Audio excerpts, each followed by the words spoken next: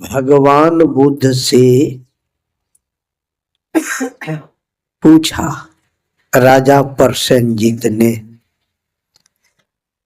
महाकौशल हालांकि खराब राजा नहीं था, लेकिन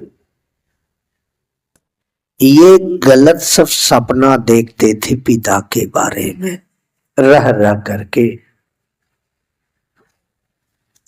तो वही बुद्ध से पूछा कि बुद्ध, मेरे पिता का क्या हुआ?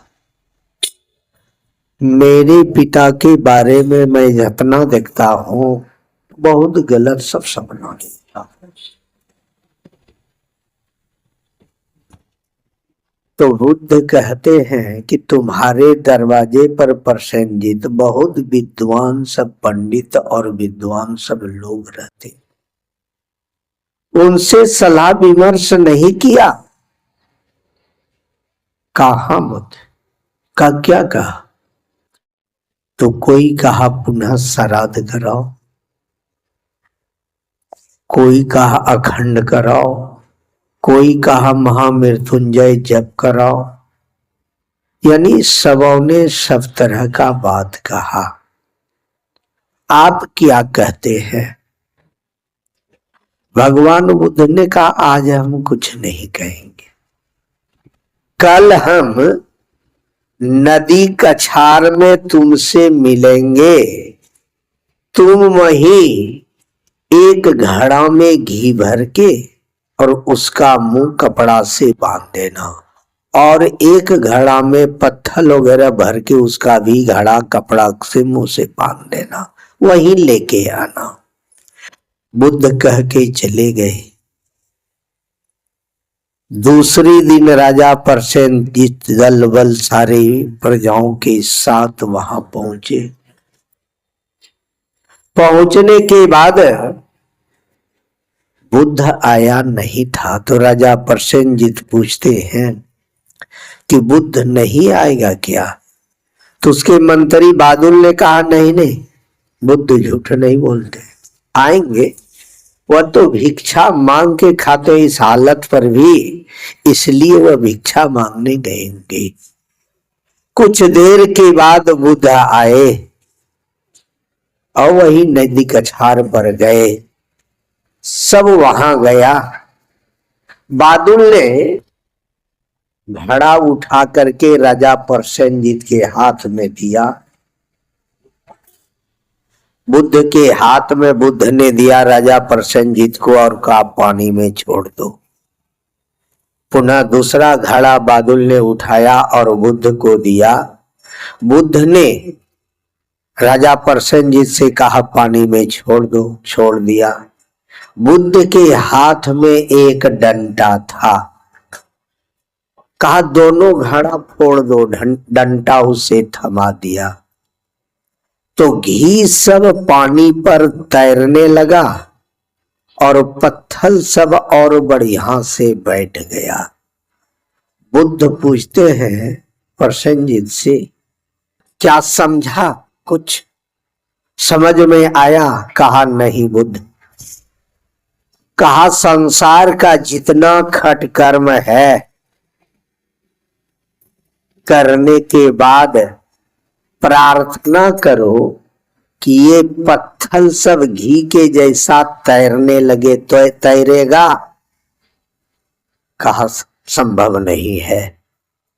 कहा उसी तरह संसार का सारा खट कर्म करो, सब कुछ करो और प्रार्थना करो कि ये घी पत्थर की तरह नीचे बैठ जाए, बैठेगा कभी? तो कहा यह भी संभव नहीं है। उन्होंने स्पष्ट कह दिया कि प्रसेनजीत तुम्हारे बाप बबूल का बीज लगा के गया है बगान, आम कहां से खाएगा? तब राजा प्रसेनजीत गिड़गिड़ाते हुए कहते हैं कि बुद्ध, मैं आपसे पूछना चाहता हूं कि इसके तैरने का क्या उपाय है, इससे छूटने के लिए।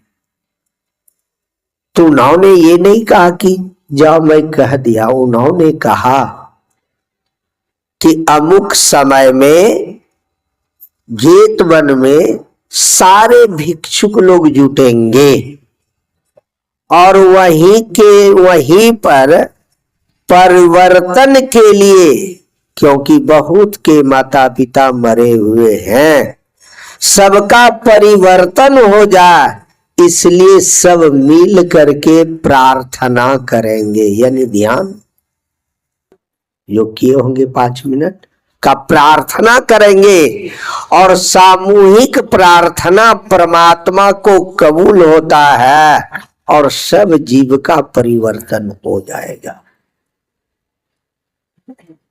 इसलिए कहा कि जीवत ही करो आशा। यहां से पार्सल कुछ नहीं होता जो पार्सल कर दीजिएगा। श्राद्ध से तो घर भी पवित्र नहीं होता है। तैरने और मुक्ति का बात ही क्या करेगा। पीतर मिलाने का बात करता, बहुत करता, तो वो भी ताकत नहीं है। क्यों कि मंत्र के अनुकूल पात्र कहाँ है। जो मंत्र उच्चारण कर रहा पात्र कहाँ है। अब देखिएगा श्राद्ध में हल्दी छोड़ देते हैं, तेल छोड़ देते हैं, साबुन सर्फ लगाना छोड़ देते हैं। क्या जरूरत था छोड़ करके, फायदा। जब खैनी बीड़ी भांग तमाकू गुटखा ये सब छोड़वे नहीं किए तो छोड़ के क्या फायदा हुआ। यहां तो अब जिसको श्राद्ध कराने के लिए बुलाते हैं वह भी खैनी बीड़ी खा के श्राद्ध करता है। जो कि श्राद्ध का सबसे दुश्मन अगर कोई है तो ये खैनी बीड़ी ही है। यही 15 दिन पहले हमारे भाई का श्राद्ध हो रहा था। बुला रहा था बहुत पहले से, लेकिन मैं नहीं गया। मैंने कहा बाबा को हम छोड़ के नहीं जाएंगे। 2 दिन गए थे तो मैंने देखा पंडित जी को कि कुर्सी पर बैठ करके श्राद्ध का सारा सामग्री मंगवा रहे हैं। श्राद्ध करता और बैठ करके कोई खैनी रटा रहे हैं। मैंने सोचा इसको डायरेक्ट कैसे कहें। मैंने कहा आज जानते भी हैं, मैंने कहा आप तो ज्ञानी हैं, पढ़े लिखे हैं, क्या कर रहे हैं। आप जानते हैं कि खैनी खाने वाले, बीड़ी पीने वाले, गुटखा तिरंगा खाने वाले को श्राद्ध का अन्न भूल से नहीं खिलाना चाहिए। एक कोट कुटुंब आएगा, अगर निकाल दीजिएगा कि ये सब खाने वाला नहीं आइएगा तो एक कोट कुटुंब नहीं आएगा। मैंने कहा आपको जानकारी है इस चीज का और ये क्या कर रहे हैं। हम सोचे इतना आदमी में ढेर बेइज्जत करना ठीक नहीं। हम चले गए अपना भीतर। हम कहे तुम तो जो करना हो करो, बुलाया है तो करबे न करेगा। हमको जो करना हमको करना है। इसीलिए संत कबीर साहब कहते जीवत ही करो आशा। जैसा आप चाहते हैं कि बाद में हो जाएगा, होने वाला नहीं है। क्यों कि न तो पात्र मिलेगा, यहां तक कि करता खैनी बीड़ी खा के बैठता है श्राद्ध करने। मांस मछली भले नहीं खाता हो, लेकिन बहुत सत्संगी का खैनी नहीं छूट गया है। खैनी बीड़ी चोरा के चलते रहता है। किस पर भरोसा विश्वास किया जाए। इसीलिए कहा जीवत ही करो आशा। जीते जी ध्यान पूजा कर लीजिए तो अच्छी बात है। ये जो आशा लगा के बैठे हैं कि मर जाएंगे तो बेटा पजदान श्राद्ध कर देगा, तर जाएंगे, इससे बढ़कर के और भूल कोई चीज नहीं है। करना चाहते तो स्वयं कर लीजिए। मरने पर आशा मत रखिए कि ये करेगा और वह करेगा। अगर उसमें भी हम लोगों के तरफ डैनिया नाच होता है श्राद्ध के तीसरा दिन, अगर डैनिया नाच करा दिया तो और सर्वनाशे हो गया, क्या होगा। एक सन्यासी ने मुझसे कहा कि मेरे पिता का श्राद्ध है, इस घर का मालिक आप बनिए। हम कहे हम नहीं बनेंगे। तुम्हारा घर है, मालिक तुम बनो। कहा नहीं नहीं, जो करना है आपको करना है, आप ही मालिक बनिए। तो मैंने कहा नारदी पार्टी नहीं न किए हो, क्योंकि नारदी वाला आजकल भजन गाना नहीं जानता है।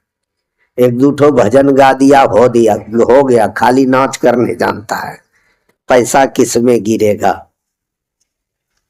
तो कहा नहीं नहीं किए हैं। तो मैंने कहा ठीक है हम बन जाते हैं। सारा चीज का हिसाब ले लिए, क्या कितना है नहीं है, और तब एक रूम में हमको दिया, वहां हम बैठ गए। शाम के समय देखते हैं दूसरा दिन उसका बहनोई पार्टी लेके चला आया। तो मैंने पार्टी वाले से कह दिया कि आज मेन श्राद्ध है, अगर भजन गाने के लिए ना आए हैं कि हाँ जितना भजन गा सकते हैं, नाच नहीं होगा। लेकिन वो मानने वाला है, पीन ओढ़ के आ गया। मैंने कहा शास्त्र ये आपका साज जो है हम फोड़ देंगे, नहीं तो वापस ले जाओ। आप देखिए मरण वाले की करिश्मा, कहां से एक भोजपुरी में निर्गुण गान गाने वाला आया, और निर्गुण जब गाने लगा तो उसको पैसा काफी गिरने लगा। तो जो बजा रहा था हारमोनिया ढोलक को लेके भाग गया, ये पैसवा तो हमको देगा नहीं, पैसवा सब उसी का होगा। तो पर भी वो 10-11 बजे रात तक भजन गाते रहा, और उसको मुझे लगा कि कम से कम 1000-1500 रुपया चढ़ गया होगा केवल भजन गाने से। मैंने कहा कल अब तुम वो दही बेचवा नाच करना, क्यों कल से तो श्राद्ध खत्म है अब। तो मेरे कहने का मतलब जीते जी कर लीजिए तो अच्छी बात है। क्यों कि मरने के बाद चाहकर भी आप नहीं कर सकते हैं। आप सोचेंगे कि हम श्राद्ध नहीं कराएंगे, ऐसे कर लेंगे, कर नहीं सकते। सामाजिक इतना बड़ा दंड है। मेरे घर में एक बार कहा श्राद्ध नहीं होगा,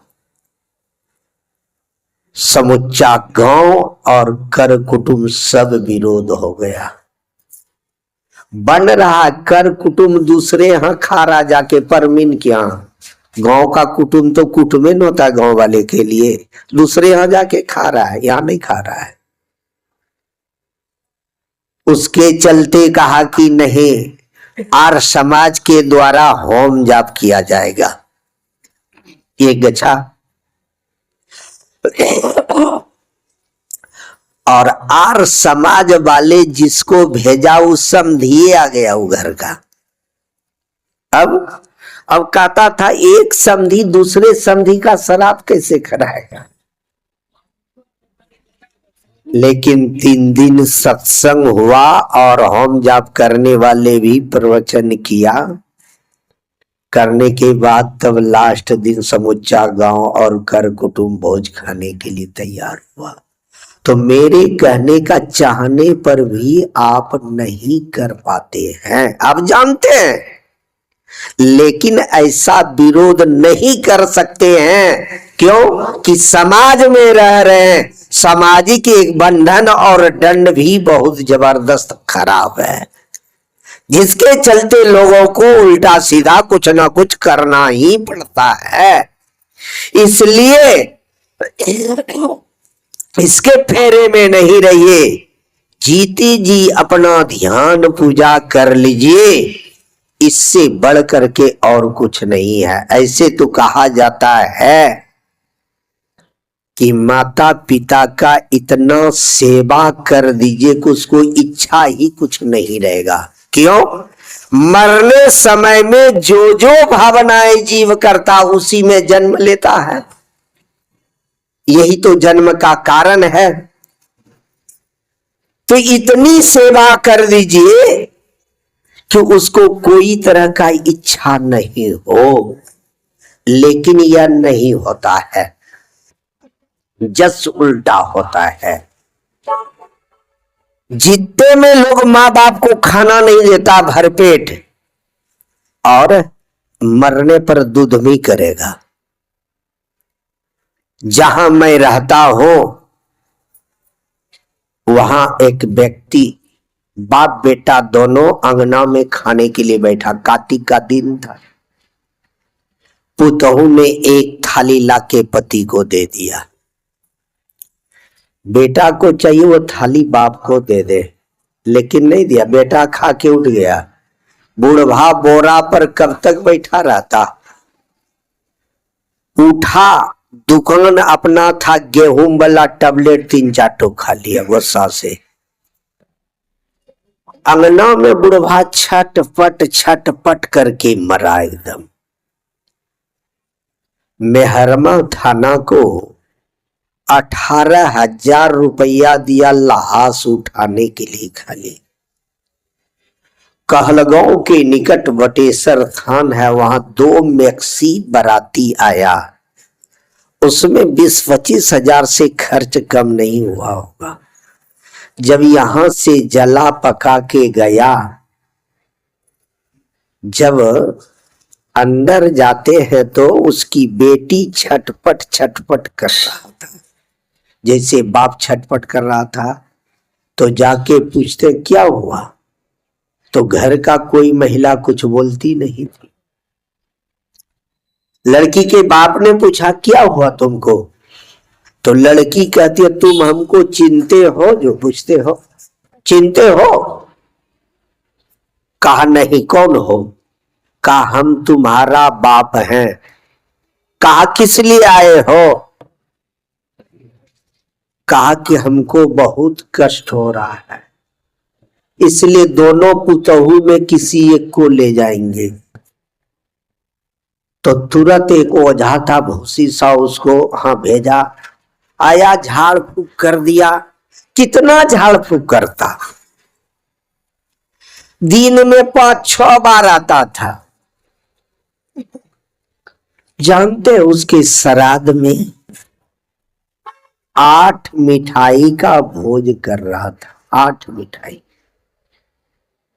पड़ोस के एक गांव के आदमी को बुलाया और कहा, दिखाया सब कुछ, और कहा कि पिता के श्राद्ध में 8 मिठाई का भोज कर रहे, ठीक होगा ना। एक आदमी मुंहफट होता है।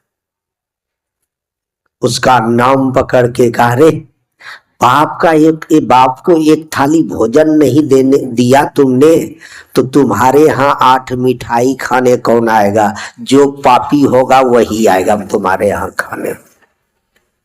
आधा से अधिक आदमी नहीं आया भोज खाने।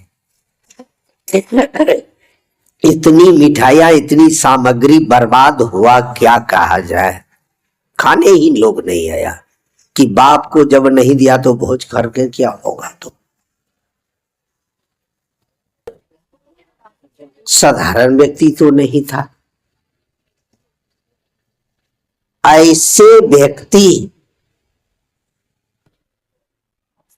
जानते हो, एक श्राद्ध के बाद भी, श्राद्ध में जो पंडित लाया था, एकदम प्रेत पर ही सारा श्राद्ध मंत्र बोलते रह गया।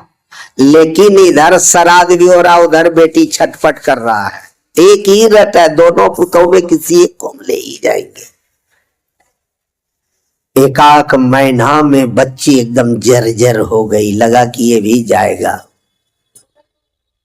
किसी ने कहा, रे बुढ़वा सत्संगी रहो, सत्संग करा के देखी लेती है। तो कुप्पा घाट आया, 7-8 महात्मा को निमंत्रण दिया। उसमें मुख्य था छोटे लाल हुआ, जो अभी है सदा में छोटे लाल हुआ। हमरे आश्रम में भी निमंत्रण दिया, तो निमंत्रण देने आया तो हम कहे हम नहीं जाएंगे।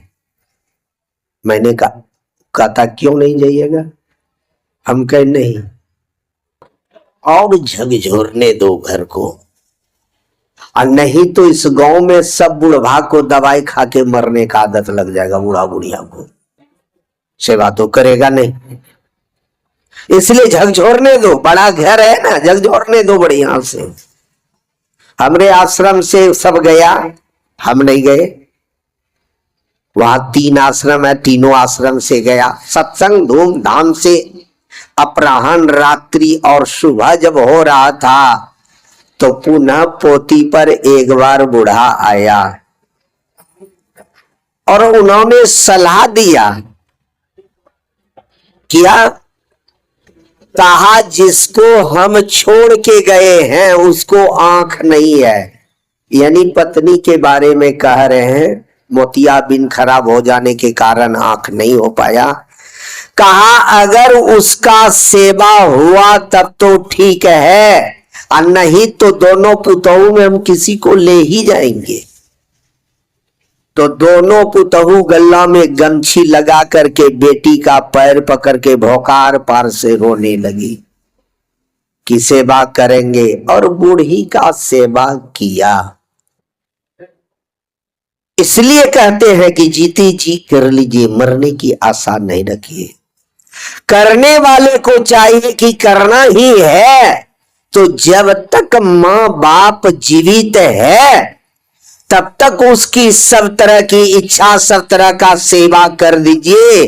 मरने के बाद कभी भावना गलत नहीं होगी और कभी दुर्गति में नहीं जाएगा। इसलिए किसी ने कहा पुत्र सुपुत्र वही जो करता, नित माता पिता का मान, तन मन धन से सेवा करता, सहज सदा करता सुखदान। भागवत भगत जितेंद्रिया त्यागी, शांत सज्जन थी कुलमान। पुत्र वही होता कुल तारक, फलता कुल कीर्ति महान। अगर संसार में कीर्ति चाहते हैं तो मरने वाले को डट के सेवा कर दीजिए। मरने के बाद कुछ मत कीजिए, कुछ नहीं होगा, केवल सो है ये सब। क्यों? कि आप बहुतों का हाँ खाए हैं, तो आपको खिलाने का मौका कब लगेगा? आप दूसरे यहाँ जाके भोज खाए हैं तो आपको तो खिलाना पड़ेगा। तो यही है बियाह शादी, ये कहते बालक जो जन्म लेता है, ये सब खिलाने का मौका है समाज को, और क्या है। लेकिन कहिएगा कि ये उनको मिलेगा, ये तो सबसे झूठी बात है, ये नहीं मिलेगा। आप शुभ कर्म कर रहे हैं, इसका फल आपको मिलेगा, उनको नहीं। वह तो जीवित में जो करके गए वही उनके साथ हैं। अभी देखिएगा आज सत्यनारायण स्वामी का भी कथा होगा। हाँ, श्राद्ध के बाद सत्यनारायण स्वामी का कथा होना अनिवार्य होता है, इसलिए कि श्राद्ध से घर शुद्ध नहीं होता है। सत्यनारायण स्वामी के निकट जो कलशा रखा रहता है ना, उसका कलशा का पानी सारों मकान में सकटे छीटेगा तब घर पवित्र होगा। इसलिए महापुरुषों ने कहा ये सब जितना आडंबर है, घाट से लेकर के घर तक, ये आपसे पिंड छोड़ाने का बात हो रहा है। ये नहीं कि आपका सहयोग कर रहा है, सो बात नहीं, आपसे पिंड छोड़ाने की बात होती है। बोलिए श्री सद्गुरु महाराज की।